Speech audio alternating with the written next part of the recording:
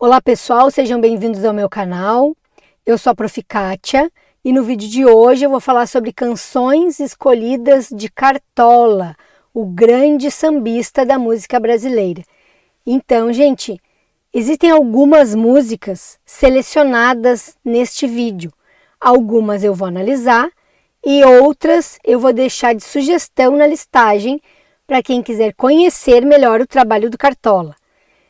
Quem está estudando para alguma prova vai se beneficiar desse vídeo, porque eu vou, então, analisar algumas canções, as mais importantes, inclusive, e também vou falar de todo esse contexto histórico que envolve o Cartola e que é o motivo para ele ser trazido para algumas provas de vestibular. Então, se tu está estudando para o vestibular, esse vídeo vai servir para ti.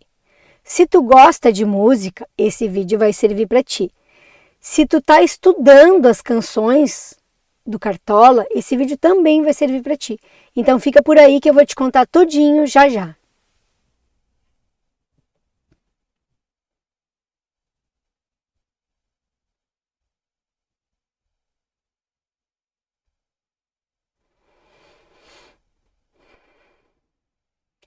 Bom, gente, eu gosto sempre de começar o vídeo falando um pouco sobre o autor, ou o cantor, nesse caso o cantor, né, um músico.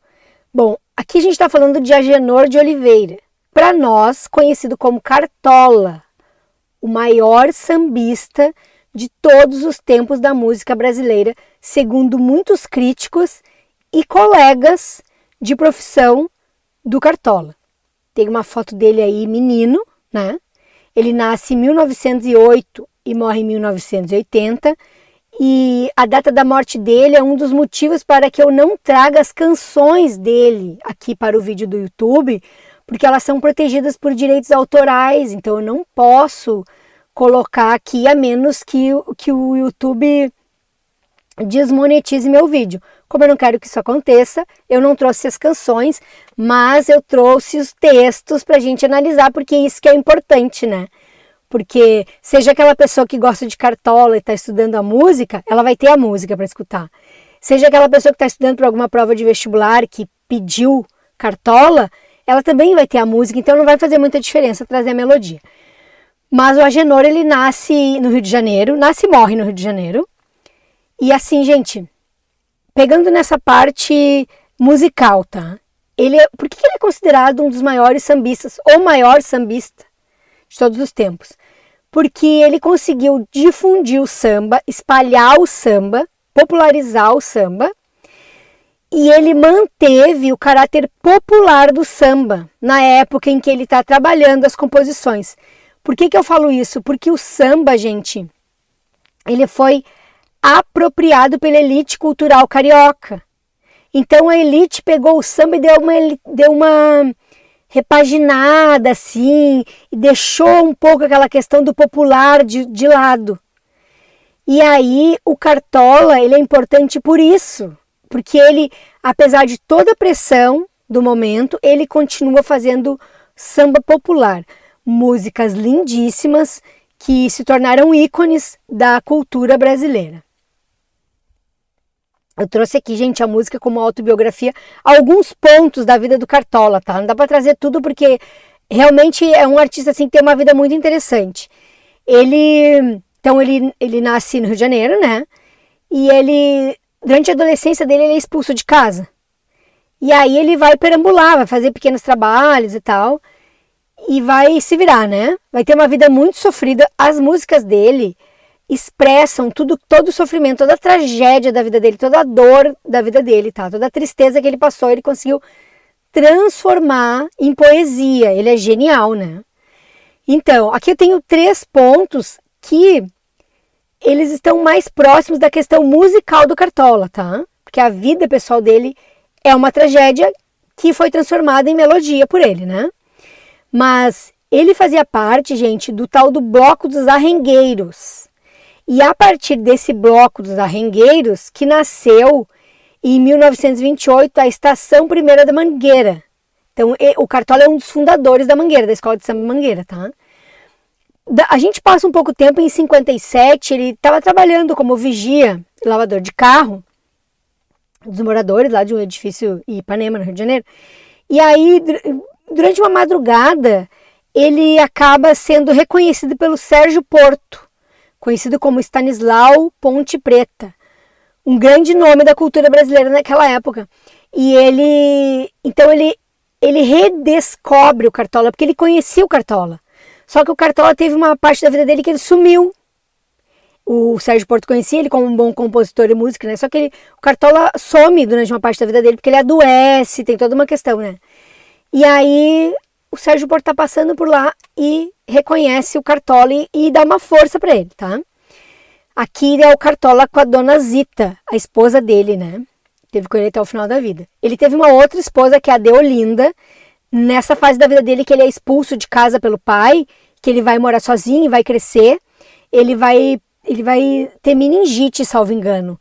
E aí ele vai estar para morrer e uma mulher começa a cuidar dele, que é a Deolinda, que se tornou a primeira esposa dele. Nesse vídeo eu vou falar sobre uma música que ele fez para Deolinda, durante o luto que ele viveu, depois da morte da Deolinda. Bom, o sucesso musical do Cartola, olha só, gente, ele morre em 1980, né?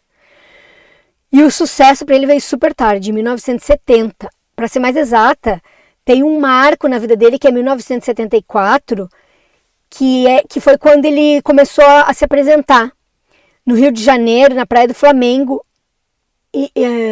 com o intermédio da União Nacional dos Estudantes, a UNE, naquela época, 74, imagina, ditadura. Então, essas apresentações ficaram conhecidas como Cartola Convida. E nessas apresentações ele recebia grandes nomes para cantar samba.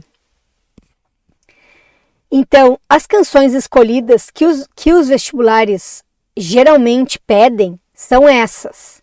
Inclusive, tem uma prova da Unicamp que pediu esse vestibular, essas canções, ó. Alvorada, as rosas não falam, cordas de aço, disfarce chora, o inverno do meu tempo, o mundo é um moinho, que é feito de você, sala de recepção, silêncio de um cipreste e sim. É um apanhado de músicas que fazem parte, assim, da vida, da carreira musical do Cartola, e para alguns críticos são as mais expressivas, as mais importantes, tá? Por isso elas são cobradas, assim, às vezes em algumas provas. Para quem tá estudando porque gosta de Cartola já conhece todas, né? Mas todas essas músicas, gente, a gente pode perceber que elas têm eixos principais, todas elas. Tem temas que conversam, que é o morro, o tempo e o amor. Então todas essas músicas ou falam de uma coisa dessas, de uma situação dessas, ou elas vão falar misturado, né? Ou elas trazem o eixo morro, ou elas trazem o eixo morro e o amor, entendeu? Então, isso aqui é legal para vocês perceberem quando estiver ouvindo, né? Estudando a música. Aqui eu começo a trazer algumas músicas que eu selecionei, tá? Uma delas é Alvorada. Alvorada, como vocês podem perceber, ela é a primeira música aqui da nossa listagem, né? Alvorada, gente, é uma música que fala sobre resistência e esperança. Alvorada é o amanhecer, né? Por isso eu botei essa foto aqui do amanhecer no Rio de Janeiro. Ela diz mais ou menos assim, ó. Não levem a mal a minha forma de cantar, tá? Porque eu não sou cantora. Vocês vão lembrar dessa música. Ela diz assim, ó. Alvorada, lá no morro, que beleza. Ninguém chora não a tristeza. Ninguém sente desapor. O sol colorindo é tão lindo, é tão lindo. E a natureza sorrindo, tingindo a alvorada. Então, é um hino de resistência, né? Ninguém chora tristeza, ninguém sente desabor. E notem assim a questão da linguagem, né? Ele é um cara super humilde que usa palavras de uma maneira muito bela, uma forma culta de falar, né? Então, isso é uma questão da gente pensar nas letras do Cartola. Ele é um cara da periferia que tem um vocabulário amplo, amplíssimo, rico. E todas as músicas dele trazem essa característica. A gente tem As Rosas Não Falam, onde ele vai contar uma história sobre amor, que é saudade personificada. Então, o que é personificação, né? Nesse caso aqui são as rosas tendo características humanas. Ele até se queixa, né? Ele diz que as rosas não falam. Então, ele está querendo dar essa personificação para as rosas, mas as rosas não falam, então não adianta. Ele diz, né, queixo-me as rosas, mas que bobagem, as rosas não falam, simplesmente as rosas exalam o perfume que roubam de ti. Ai, essa música que é sobre amor, saudade, melancolia, tem toda essa questão da estrutura também, né? Essa aqui é considerada uma das maiores músicas de todos os tempos. Ela tem uma metáfora que nos mostra que o mundo é uma máquina de triturar sonhos e inocência. Aliás, as músicas do Cartola são ótimas para trabalhar a questão das figuras de linguagem, né? Norma culta, norma coloquial. E essa aqui vocês conhecem. Ela diz: ouça-me bem, amor, preste atenção. O mundo é um moinho, vai triturar teus sonhos tão mesquinhos, vai reduzir as ilusões a pó. Então esse aqui fala de uma mulher que abandonou ele, foi para outra vida, e aí ele está se lamentando, né? E aí ele fala: o mundo é um moinho que vai triturar os teus sonhos. Que é uma grande metáfora da música brasileira, né?